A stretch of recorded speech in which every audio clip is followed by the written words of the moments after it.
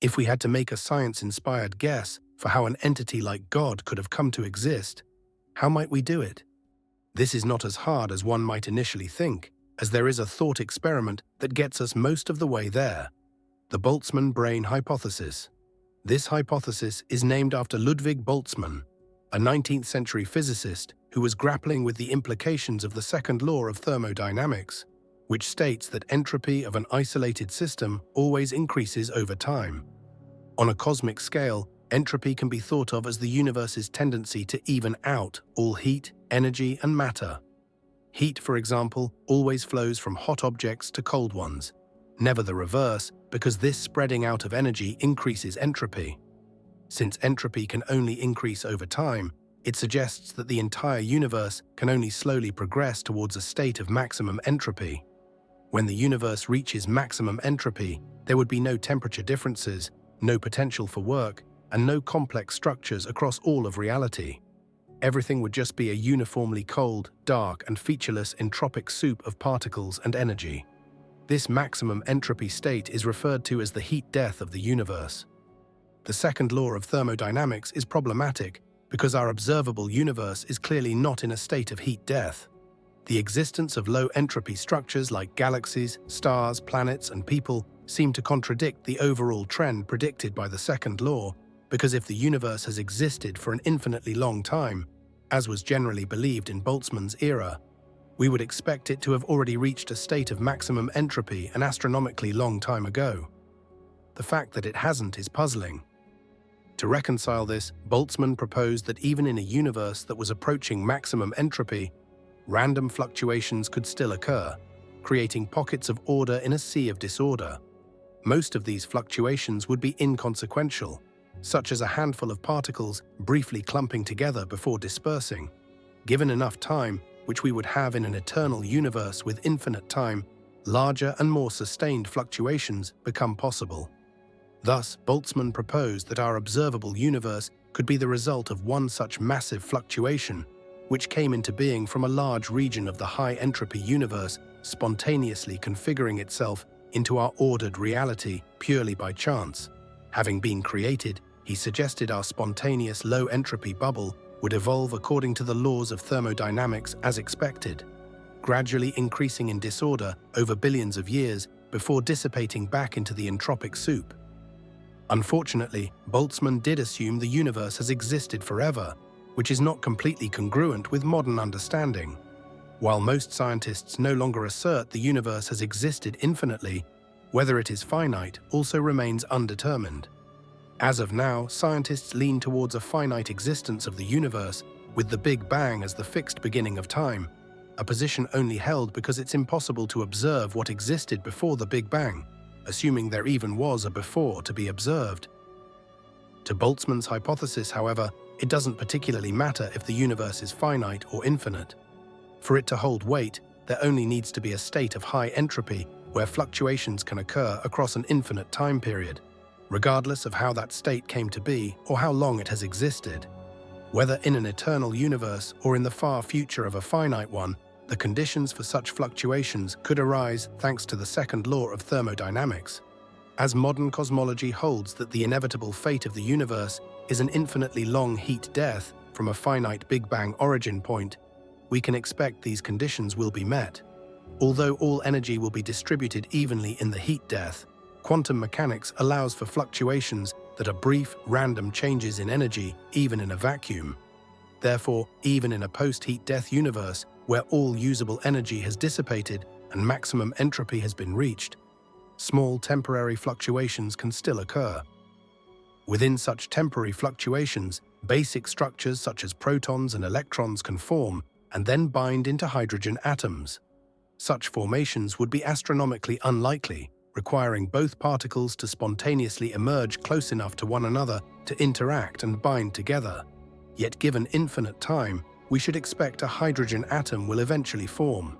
This demonstrates that even in a maximally entropic universe, small fluctuations can create order. If atoms can be made, these quantum fluctuations would form more ordered structures: planets, stars, and eventually galaxies. This phenomenon suggests that despite errors in his core assumptions, Boltzmann's proposition that our observable universe is just a lucky fluctuation is still plausible in modern cosmology.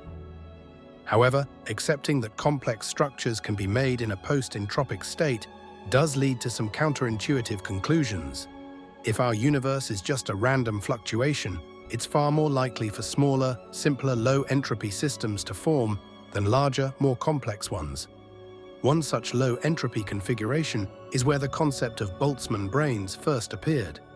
It's statistically more probable for a single self-aware entity, like a human brain complete with a lifetime of memories, to randomly fluctuate into existence than for an entire universe like ours to do so. After all, a single brain is a far simpler structure than the universe in its entirety. The formation of entropic brains was initially proposed as a reductio ad absurdum, reduction to absurdity, argument against Boltzmann's fluctuation hypothesis, suggesting that if Boltzmann is right, it is more probable than not that any sapient entity is actually a lone, deluded brain floating in space rather than one inhabitant of a vast, ordered universe. Ironically, the mathematical logic behind this counter-argument is so sound that it has become a genuine concern to many physicists, who find themselves unsettled by the statistical plausibility that they might actually be such an isolated brain themselves. For clarity, a Boltzmann brain doesn't have to be a biological human brain. It just needs to be something that can support consciousness. If we accept that it is possible for Boltzmann brains to exist, the underlying implication is that consciousness can arise from certain post-entropic configurations. There is a very significant question that is found by walking this idea to its logical extreme. If self-aware entities can fluctuate into existence in a state of maximum entropy, what is the upper limit of such entities? The limit could be something like a Boltzmann brain that spans the entirety of the unbounded field of entropy.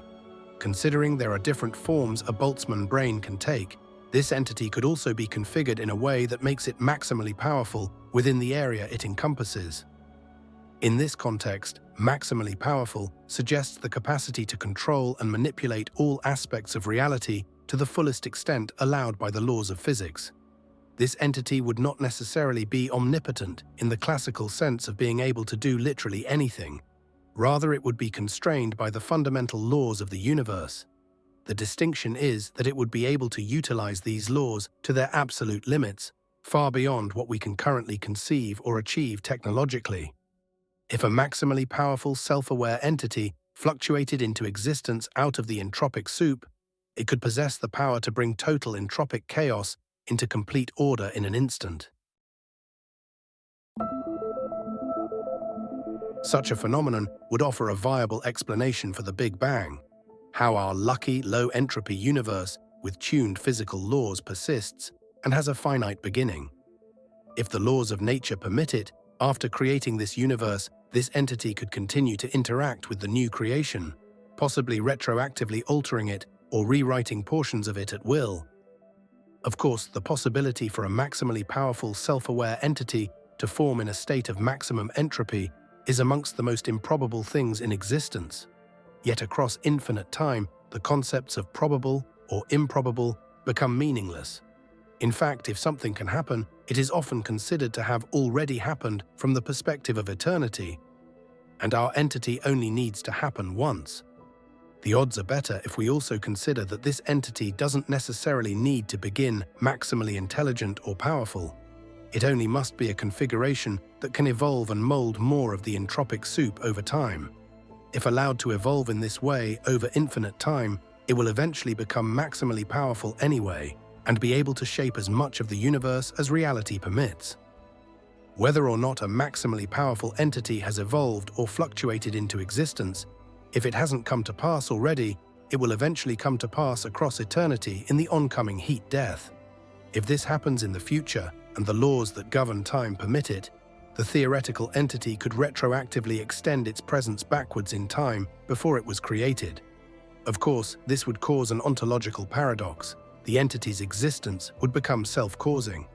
Ironically, this self-causing existence could explain how a maximally powerful entity could become timeless and eternal. By being created once, it can make itself have always existed.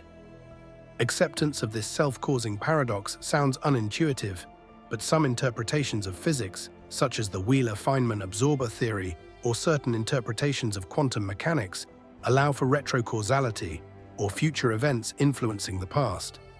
In theories of quantum gravity, time itself may be an emergent property rather than a fundamental aspect of reality, potentially allowing for its manipulation by a sufficiently advanced entity. These particular concepts are extremely difficult to prove or disprove and lie at the fringes of theoretical physics, but remain valid topics of theoretical exploration. Returning to the main point, by extrapolating the second law of thermodynamics, it is plausible for a maximally powerful entity to exist. In fact, for it to not exist, it must not have happened yet across infinite time, which is highly unlikely if the universe will ever reach an infinitely long stretch of maximum entropy. This entity could have the power to reorder the entire universe at will, retroactively insert itself across all time to become timeless, and perhaps create things for a purpose. An entity with these abilities and qualities would be indistinguishable from what we traditionally think of as a god. Of course, this doesn't explain the emergence of things like time, thermodynamics, quantum fluctuations, or existence, topics we will speculate on in another part. Even with what we have discussed, until our ability to understand the universe via scientific observation deepens, existential mysteries of self-awareness and post-heat death outcomes will also remain uncertain. Yet, based on the science of today, the implications of a maximally powerful self-aware entity warrant additional thought.